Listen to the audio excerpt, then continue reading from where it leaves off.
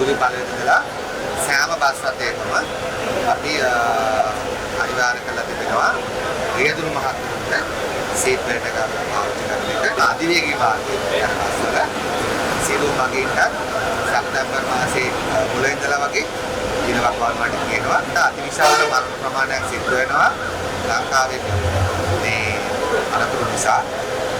සෑහෙන ප්‍රමාණයක් අඩු කරගන්න පුළුවන් සීට් බෙල්ට් පාවිච්චි කරනවා. ඒ වගේම බලාපොරොත්තු වෙනවා අධිවේගී මාර්ගයේ යන පෞද්ගලික සැහැල්ලු වාහනවල පිටිපස්ස සීට් එකේ යන අයත් සීට් බෙල්ට් පාවිච්චි කරන්න ඕන.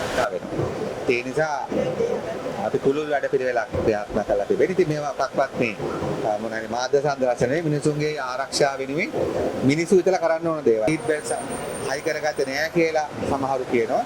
නමුත් ඒකට ඇතිතරම් කාලයක් තිබුණා.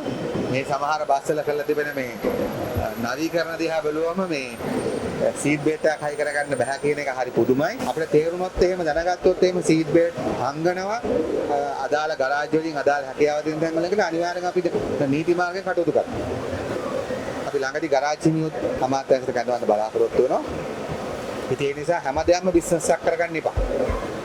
ඒකත් මම කියන්න කැමතියි. මට ලැජ්ජ හිතෙනවා අතර මේ මට්ටමට හිතන පුද්ගලයෝ ඉන්න කියලා ගත්තා. ඒ නිසා සීට් බෙල්ට් අනිවාර්යයෙන්ම හදාගන්න. පළවෙනි ඉඳලා සීට් බෙල්ට් අනිවාර්ය කරලා තිබෙනවා. දඬුවම් කරන්න නෙමෙයි අපිට ඕනකම තියෙන ජීවිත පරිස්සම් කරන්න. ඉතින් අපි නීතිය ක්‍රියාත්මක කරනවා. අපි පොලිසියට දැනුවත් කරනවා. අපි මේ සීට් බෙල්ට් එකක් ගාගන්න කැනක මේක මහ 3ක් තිස්සේ කියනවා. ඉතින් ඒ නිසා සතිය දෙකක් අපි අවස්ථාව දෙමු. නැති අයට ඉතින් පොලිසිය නීතිය ක්‍රියාත්මක කරනවා.